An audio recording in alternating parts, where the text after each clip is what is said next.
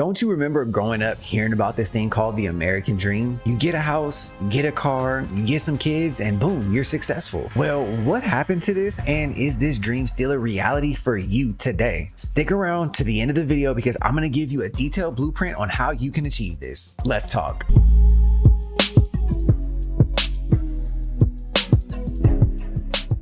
1950s America. During this time, businesses were growing, gas was cheap, McDonald's just got its golden arches, and it seemed like owning a house was something that most people could easily do. But how and when did all this change, and can you afford to buy a house today in 2024? Well, if we take a step back and look back in time, we can always see that housing was always a huge demand no matter the time period. It's always been a part of human society, and we've always wanted a place to call our own home. But it seems like in the past decade, owning a home just is not a reality for anyone except multimillionaires. I mean, there are rising costs from food to gas, and with the average salary not rising high enough, it's forcing people to become renters. There are people out there like you and me who are just simply trying to work hard, pay your taxes, and get a good home. But unfortunately, that is not what is happening today. With the average person only being able to afford a $250,000 home, why is the median home price $420,000? One thing we could possibly point to is maybe politics, or maybe it's because there's these big companies buying up all these houses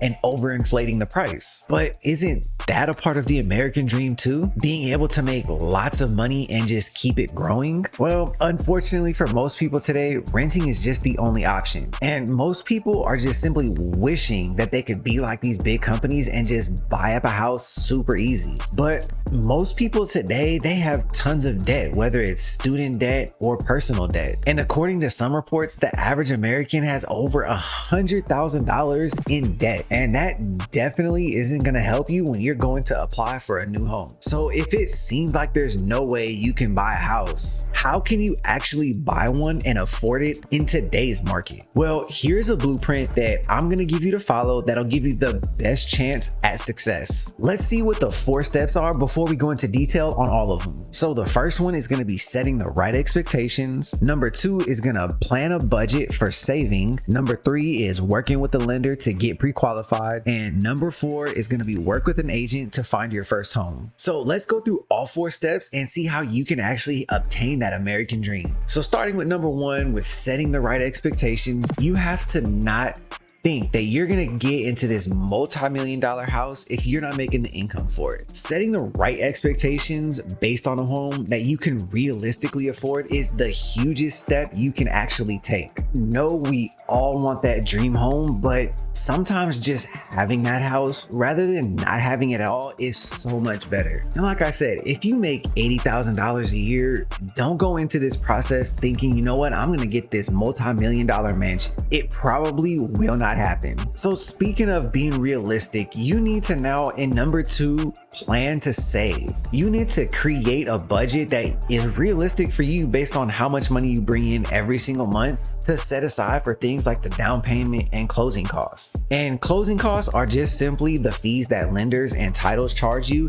in order to make the transaction happen. I can't tell you how many people that I've worked with that simply just did not know that they need to set money aside for a down payment or a closing cost. Sometimes people only think that there's a down payment, but there's so much more to it. Knowing how much money you make every single month is the start of all this. You have to sit down and look at all your expenses. If you can set aside a minimum of 5% of your monthly income and just set that aside and save it, that's a great start. Now, the more the merrier, so if you can get closer to 10%, that's even better. And the next question you're definitely gonna ask is, well, how much do I need to save up? And yes, that is a very legitimate question.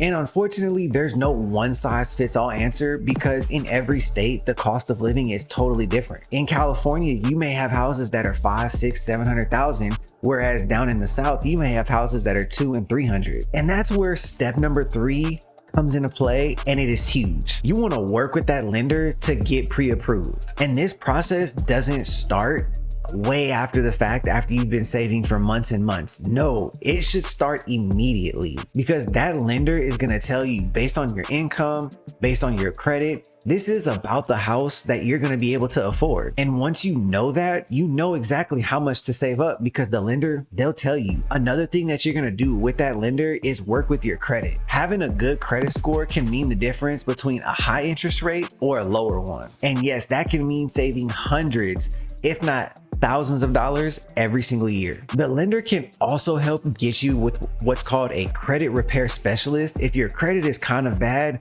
but they know that you can obtain a better credit score. That credit specialist is going to help you do so many things, like plan to save, plan to pay off debts that are really hurting you, and possibly even debt consolidation. Now, the fourth and final step is where all three steps that we've talked about previously is going to come together, and you're going to now finally know how much money you have to save up. You're going to have good credit, and you're going to have worked with a lender to know how much house you can afford. You're going to take all of this information and you're going to find a local real estate agent who's got good ratings, good reviews, they really know the area, and you're going to work with them to find your house. Having a good agent that knows the local area, from the good schools, the good areas, helping you navigate the negotiation process of the contract, making sure that the house you're buying, you're not overpaying for it. All of these things are huge in having a good agent. This is the step where you can easily make or break your deal, and you could overpay for a house and you could easily end up upside down on a mortgage. Now, this isn't the end of it, because there are some other details that you really need to know about. And that's exactly where these two videos come into play.